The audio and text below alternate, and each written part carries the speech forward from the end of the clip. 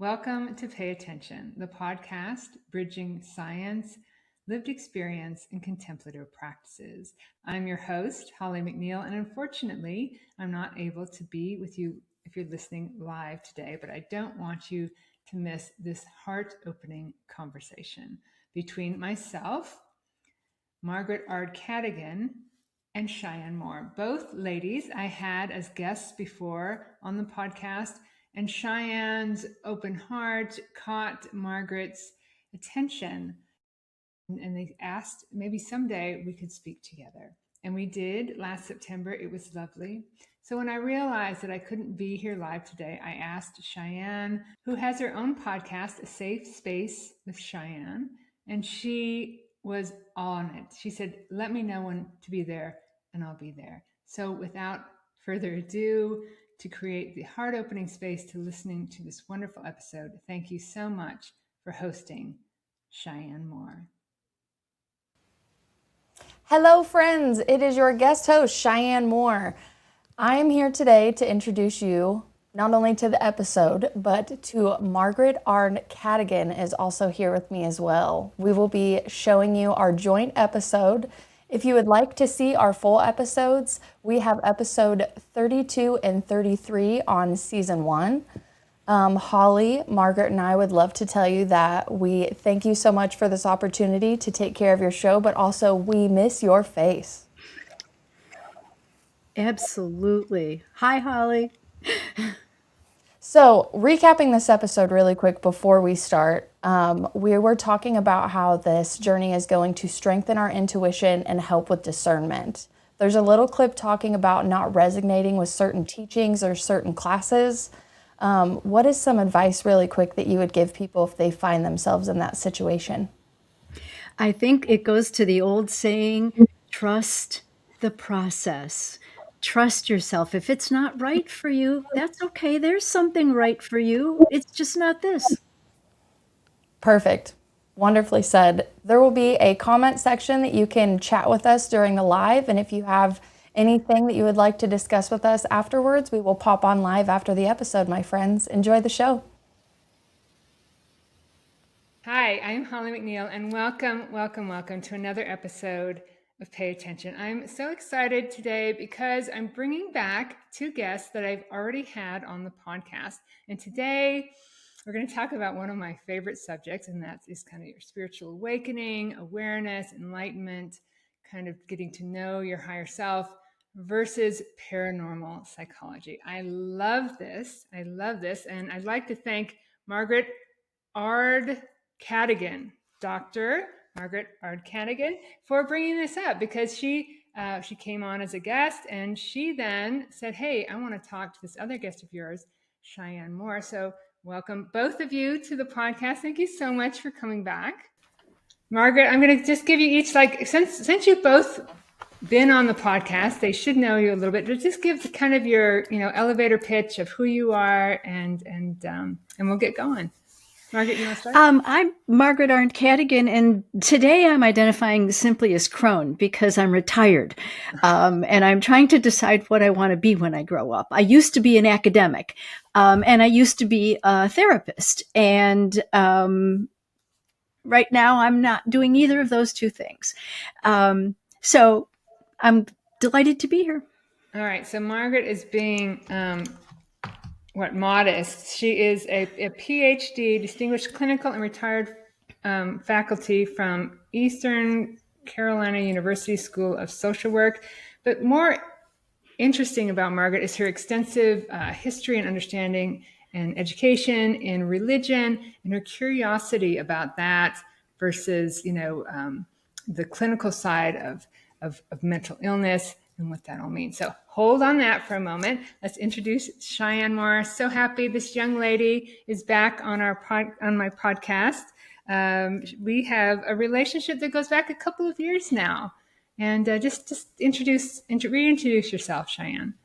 Hello, friends. I'm Cheyenne. I'm so excited to be back with Holly, and I appreciate all of the things that Margaret said, not only on her episode, but then this interview coming into play. As much as I love the spirituality of things, I also love the science behind things. So having someone recognize that and want to discuss that in that format, I was absolutely elated to get this invitation. For my other show that you've seen on Holly's podcast, I have my own podcast called Safe Space with Cheyenne, and I am also an author of the trippy experiences that we're going to discuss today. Great.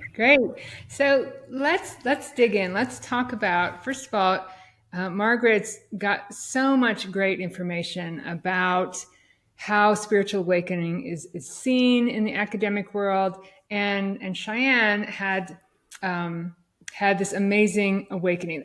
I would say that for me, it's happened step by step, maybe the more kind of accepted way to kind of self-realization and, the word, blah, blah, blah. And every time I had a question, the answer showed up. But I have met people like Cheyenne where there's just a moment that it all kind of come into clarity. So what interested you in her topic? I have a question about your slow unfolding, which is, did you do that with a teacher or with a system? Because the differences I've seen clinically, just personally, anecdotally, is that people who are practicing within a system and have a teacher are kind of titrated into awareness, whereas people who are practicing on their own, maybe not even practicing at all, are just chosen, if I can use that word. For them, it's often this very disorienting experience. And that's when they come to a therapist, and sometimes they come to the wrong one, and sometimes they come to the right one and say, "Oh, am I going crazy?" At which point a good therapist is going to say, "No, you're not." Yeah. So my question, Holly, were you inducted into your awakening? I might be the anomaly here, because I hit a very, very low point at what's now being recognized as a quarter-life crisis. And I made a vow to find better. Life, give me another chance, Buddha, and I will do better. And for 20 years, there were teachers along the way, but I looked at neuroscience, psychology, everything just started showing up. It was amazing. I didn't have to look. I didn't have to search. The next, if I had a question, the next thing was the answer. And when I was done with one understanding, the next thing showed up, and it's been this amazing, amazing journey. But that's so cool. So cool. Anyway, should we have Cheyenne re-explain her experience? Why don't you give us your awakening experience, Cheyenne, and we'll go from there. So some tidbits. I was trying to put it together because I knew you were going to ask me this. I worked in a job that was basically my identity for almost 10 years. And before that, I had left the identity of a very broken relationship. So that job, in my definition of my timeline, really saved my life at the time. So I gave everything to that job I could. I moved around. I traveled for it. I had my hobbies, but it was the job. And around the time where I was getting married, that job actually ended. And I realized, even though I was extremely unhappy in the job I was doing, it was still a huge part of my identity and building the 401k climb the ladder thing that we all do, right? Yeah. So when all of that came crashing down, I went to my bachelorette party in Colorado, and I was just staring at the mountain. I just remember having these thoughts of I have no idea who I actually am. I know what I like to do. I know what I love to do when I was younger. But it's I put myself on a bookshelf and just wore a mask for so long. And I was just a completely different person. I was really pessimistic and condescending and almost cynical, to the point where I probably hurt a lot of people's feelings. And then when I, kind of spelled it out, hey, after I get back from Colorado, I'm not going to go get another salary job. I'm not going to go worry about this timeline. I'm going to take the next year of my life off. Not only am I going to get married, go on a honeymoon, and potentially start a family, but I'm just going to figure out who I am and what I actually want to do and be in life. And on top of that, I absolutely love doing yoga. So I started doing a restorative yoga class, very slow. You have to breathe and feel into your bones and feel in your body. And I remember just slowly breaking in those moments. And I was never a crier before those times or anything. I always held everything in. So that was one of the many times where yoga had like really taught me it's okay to feel your body and slow down. And within, however many months of that, I just felt this continued unraveling over and over and over. And then one day I came home from class and I had thought that I had gotten my whole practice out, and I pulled my mat back out into the living room, and I just felt this energy in the lower part of my spine. It just felt like it needed to come up, and I just kept moving my body and moving. And then as I told Holly before, I just did this great thing of surrender, where I was like, please release me from this, whatever's in my body, whatever's in my mind, whatever's blocking me, stopping me. Release me, praying to anything that I believed in at the time. And then the energy like shot up my spine into my heart. And I felt this huge energetic heart expansion. And I have no definition for anything at the time. So I'm going to tell the story like I don't have the definition. But my heart expanded, and like I remember like my eyes just opened so bright, like I could finally see.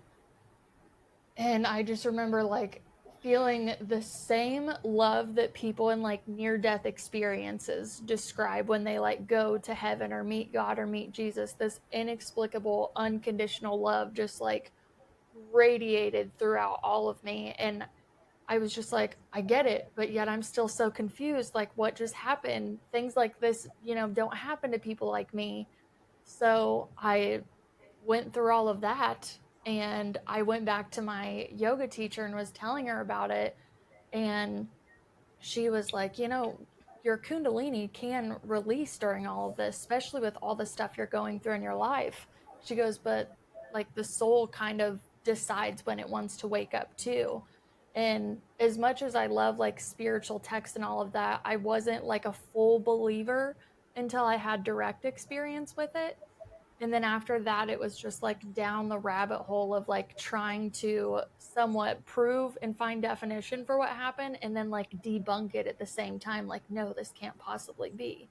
But the transformation was just so rapid and so fast that, I had no choice but just to believe what was happening to me and really go with the research of things. I think that's part of what brings people into therapy, which is this knowing that it's absolutely true. It's absolutely irrefutable. I experienced what I experienced. And please tell me it wasn't true. Please don't make me face the unknown. Because if that happened and it's true, then I'm not me anymore. And I don't know who I am. With me, or this isn't right, or... but all of my relationships, I thought it was really interesting that you said you went to your fiance and said, maybe you don't want to marry me. Everything you are and associated with is blown open. But that is the journey. Completely. Yeah, that actually is the journey that we're all on. And here people are calling it mental illness or evil or some other things that you talked about. I had a friend, and I mentioned this in our podcast, Margaret, that just passed away. And right before he died, he had one of those near-death experiences and felt that peace and that openness. But, what a shame that you had to do it then. So Cheyenne did it early on, but then still had this brain trying to make sense of it all. And that's what can cause that fear that there's something wrong. Yeah. Yeah.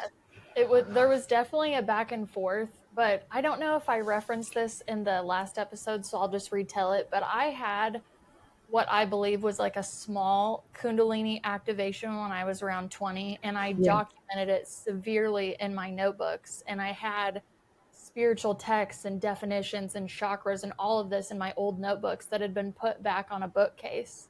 So when I felt the recognition of that feeling again, I was like, this can't be happening again. This is a lot more powerful than the last time this happened. So when I pulled all of my notebooks out, it was honestly like revelations for me. Like I was re-seeing and re-remembering things that it's like my past self was like trying to help my future self out at the time. So I'm glad that I had an earlier experience, because like I think it probably would have been more detrimental to my mental state had I not had that like precursor happen so long ago. Yeah. And life provides that for you. But go ahead, Margaret.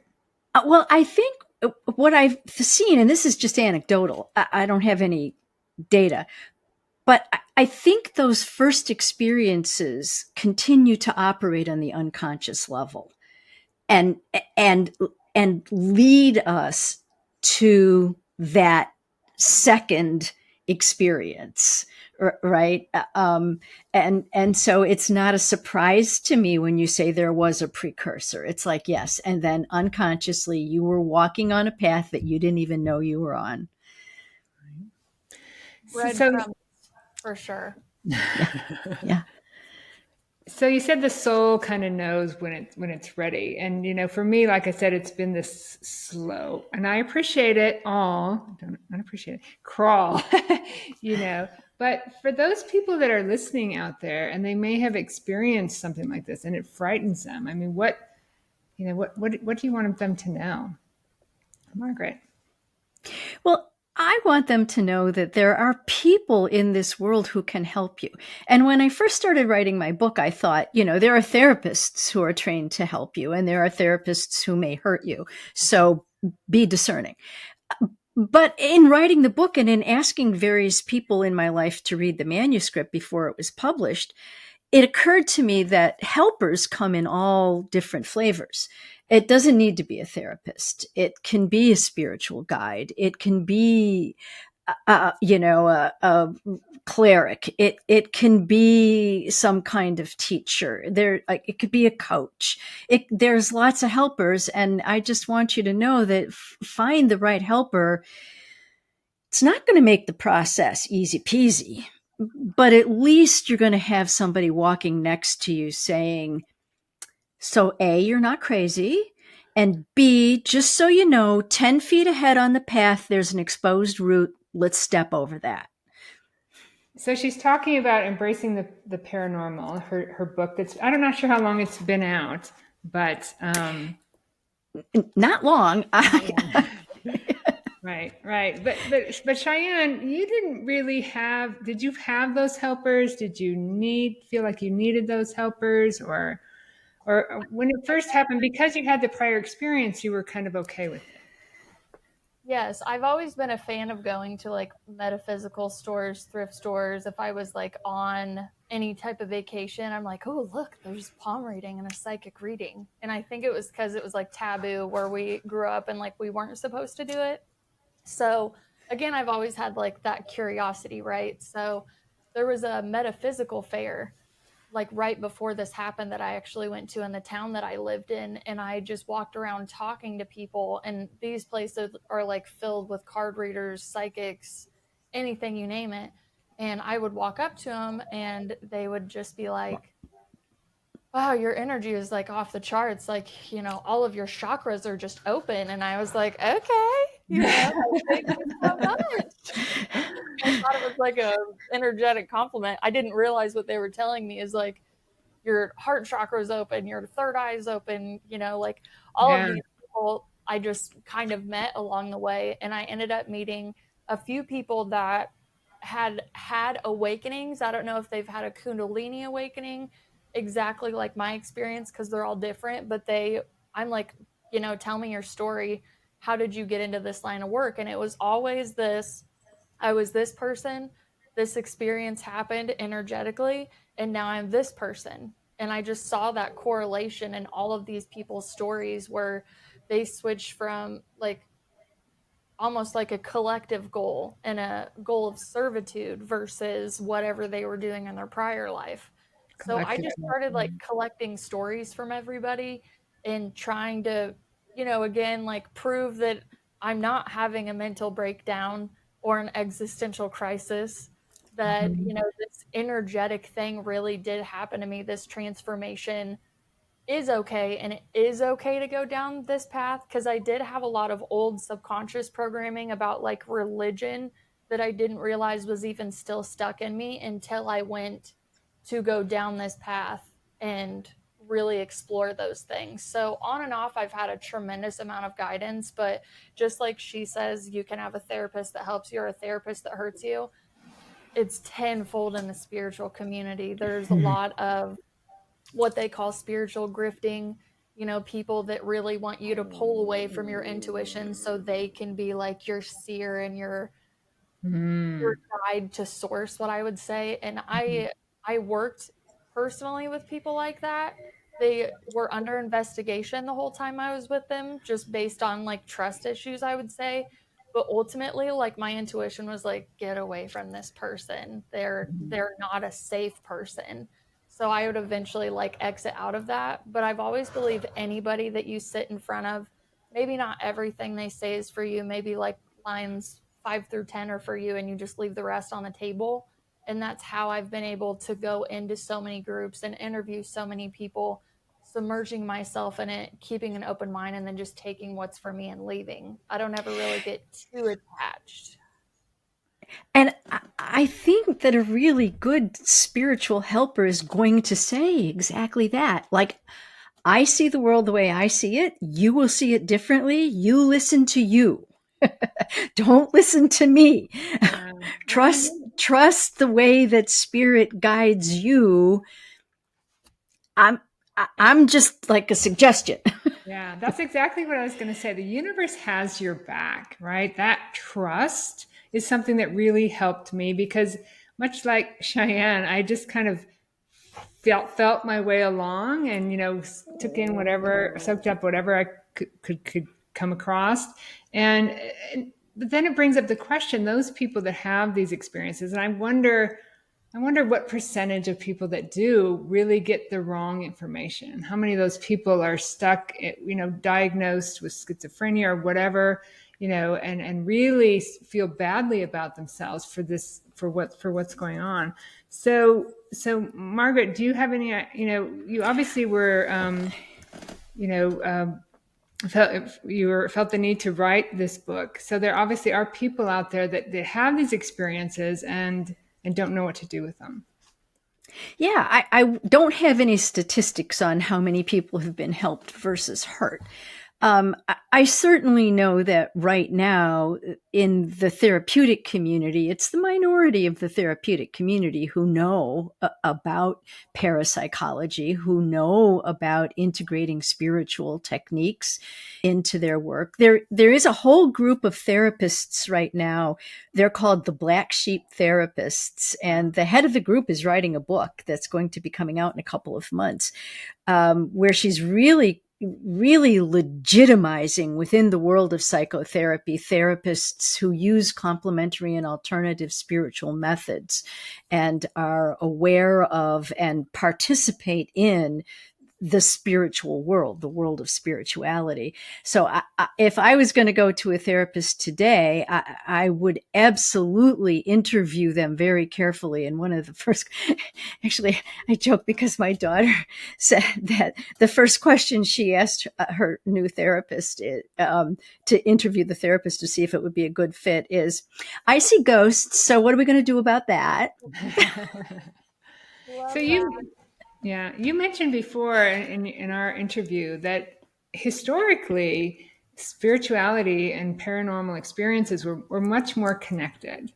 And then at one point they were pulled apart to be legitimized. So it's kind of coming full circle, right? It's starting to come back to, hey, this, you know, my goal, my excitement, and my whole, I don't know, reason for being here is to really help people explain that this is the journey. The mind is, you know, we are this amazing source that is here to experience and touch and feel. And we can't do it without the mind, but the mind can, not trick us. It's actually there to protect you. But if you don't pay attention, you kind of forget that part of you. So this unraveling that Cheyenne talked about, this is what we're here to do. So I'm excited to hear that it's coming back around to understand that this awakening, this what you see is how you create life and how you exist and enjoy life here on Earth while you're here this very brief period of time. It's what's really exciting to me, and again, it's only in its infancy. It's a very small minority, but there are a group of scientists. They signed the Manifesto for Post-Materialist Science. who are coming out and saying we need to change science from purely materialist to understand that mind is real. Yeah. It's not an epiphenomenon of your body.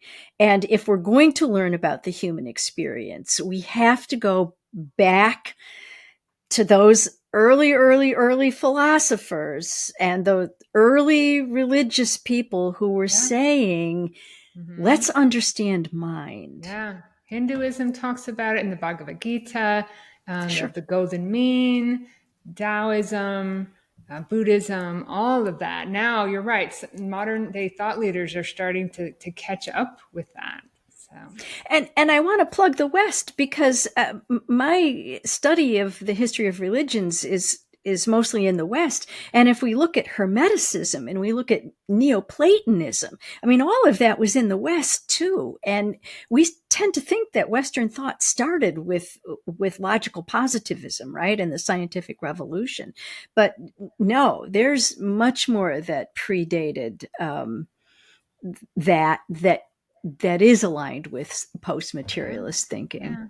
Yeah. And so you're saying it's just starting to show up. But anyway, Cheyenne, you weren't looking for it, though. You were just hitting a low point. And it seems like we almost always have to hit a low point before we actually look at this. And I don't know if that's the journey of your soul or your karmic contracts or whatever. But Cheyenne, when this came to you, I mean, you talked about Kundalini experience. Explain what that means a little bit for the listeners.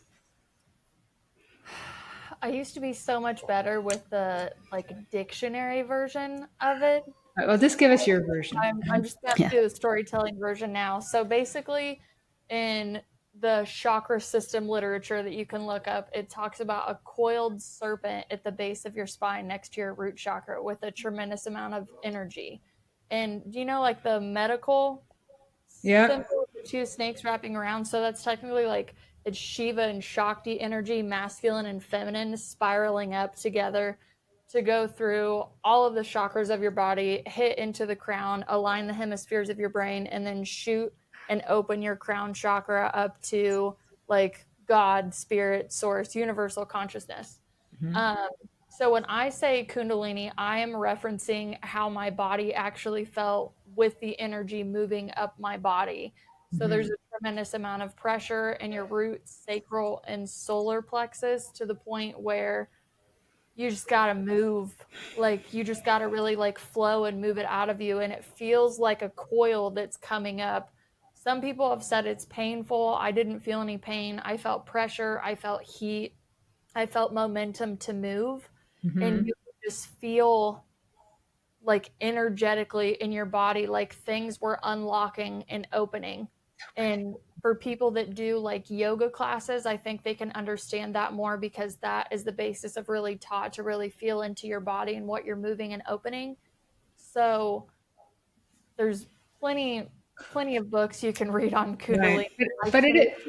I can't even figure out one right now to say, but it's energy going up your spine. It is completely mystical in a sense because nobody is taught about energy or the subtle body energy in any capacity. So, if you just tell normal people that don't know anything about it, they're like, okay.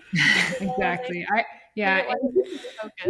People have to want to find it. And it is about opening. It's about opening those chakras. And when you open, you're unraveling that conditioning in your head, those belief systems, and you see life differently.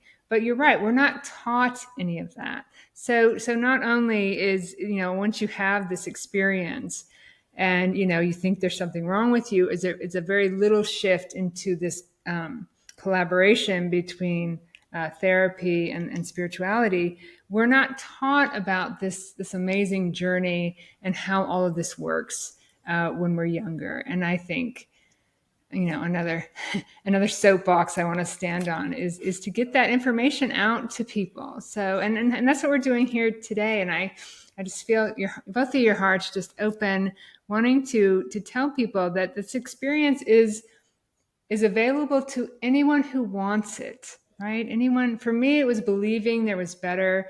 And you don't necessarily have to hit that rock bottom.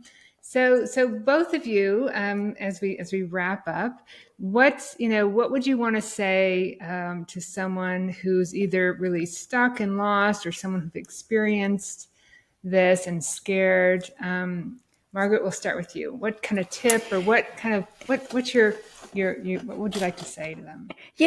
Last time you asked, I said a practice, and I stick by that. A regular practice is really important. Yeah. And I think as we talk about guides and we talk about teachers and helpers, I want to also say that there are unseen helpers. There are spirit guides. Yes. And there are your higher self and higher powers. And if you can listen to them, it's going to help you. I don't mean to interrupt you, but also not accepted in the scientific community. And you're absolutely right. The scientific community has to change. I mean, this whole world is a field of vibrations and probabilities. So yes, there's definitely those spirits out there. So anyway, sorry about that. You keep going. Well, and no, I'm just saying that they're out there. And if you are lost, if you are confused, if you are hurt, if you need guidance, they want to help you. And so listen to them. They have your best interest at heart. Right. The universe has your back. You can also go inside, right, and search. So thank you. Cheyenne, what would you want to tell somebody out there? From my experience, this journey is about re-strengthening your intuition, trusting yourself, and finding discernment along the way. So if you find yourself in a book, in a group, in a lecture, and you're not really vibing with it, don't feel bad that you don't understand a spiritual concept. Maybe it's not for you. It's past the Kundalini and past the energy and past the spiritual tools. You can go buy all the crystals you want, read all the books you want, but what's really going to connect you to you is sitting in silence with no thought. That's when the true magic is going to come in. I highly recommend a journal, because you will be impressed with what comes out of your vessel in those moments. But at the end of the day, it's a relationship that you're rebonding with whatever you call the Most High that created all of us. So no special tools, attached to whatever you would like to, but understand, even in any form of spirituality, there are so many traps that you can get stuck in, thinking you're evolving on a path, but you're just kind of like a hamster on a wheel. So pick a modality up, learn it. If you like it, if that's what you want to do, great. But if you feel like you should go learn more, just trust yourself and that intuition to just keep moving down the path. Yeah, the universe has your back. I love that. You both talked about meditation and finding that stillness, because ultimately in Zen Buddhism is, basically non-thinking.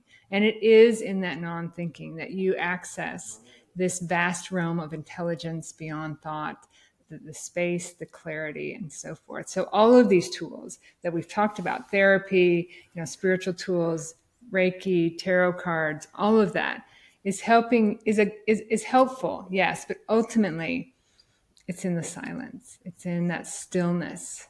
And the thinking mind doesn't have to find the way. Find the stillness and you will understand. So. Well said.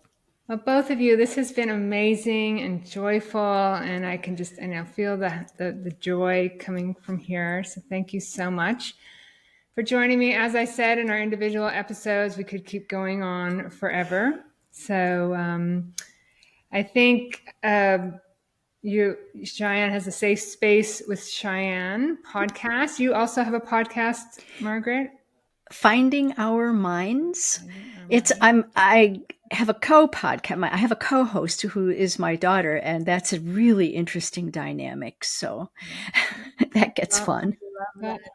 Yeah, well, there's more information out there. If you're on this journey, if you've experienced something, if you're wondering, just really, you can just use your power of imagination to open your heart, sit in silence, make that intention to find your way, and you will definitely find your way. So thank you, Cheyenne and Margaret, so much for being here. Thank you both. Thank you, listeners, for joining me for this so heart-opening episode of Pay Attention.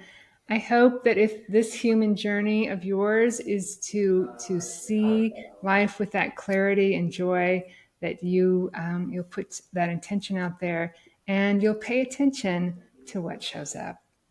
Till next time, namaste. Wow. How did you feel watching that back? Wow, that you're great. Let me just say, thank you for being you. Yes, I was giggling in the back office at several things both of us said. I think the best part of ourselves came out in that episode.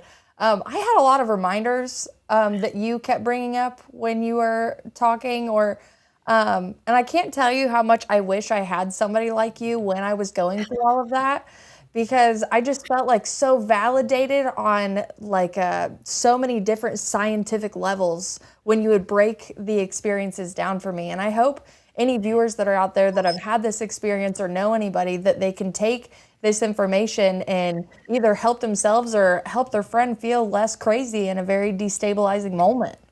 Oh, yes. Yeah. Yeah.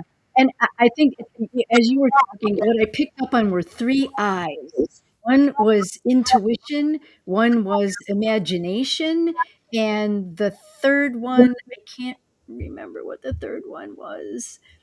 But really, truly, that trust that you will be led by your intuition. Allow yourself to be led by your intuition. I think we could say integration, which wasn't a big thing that we got involved in, but it is kind of something you should focus on when you go from material to material, or as I would say, investigation to investigation. Give yourself time to integrate all of that. Yeah. Yeah. Well said. Yeah. What are you working on right now? Right now, it was funny that I said I didn't know what I was going to be when I grow up, because apparently I figured out what I'm going to be when I grow up. I'm co-writing a handbook of noetic consultation with a colleague of mine, and we're developing this system of noetic consultation where we use philosophy and spirituality to help people align with their higher selves. Send me a copy. Let me know when Okay. I will send you the manuscript. I would be happy to email it to you. Oh, I would love to. And I'm just going to say send it to Holly too, because if she was here, she would be like, yes, yes, I want that. I want that. Yeah, yeah. So what are you working on? I'm still writing the same books that I am. I have a novel going, an ebook going, and I'm still putting out episodes every Friday. I have a beautiful backlog of content and new episodes coming out every week. So I'm super blessed. I just celebrated my 35th birthday and things are just really rolling over here. Oh, that's great. Happy birthday. That's wonderful. Thank you so much. And next week, Holly will be back. We won't be here. So it was lovely to see all of you that are still live in the chat. But she is going to bring on a guest named Robbie Kale. He is a poet and a therapist. They will be discussing poetry, spirituality, and just talking about the human journey through lived experience. So friends, thank you so much for sharing your time with us today and listening to our episode, and we will see you next week, okay?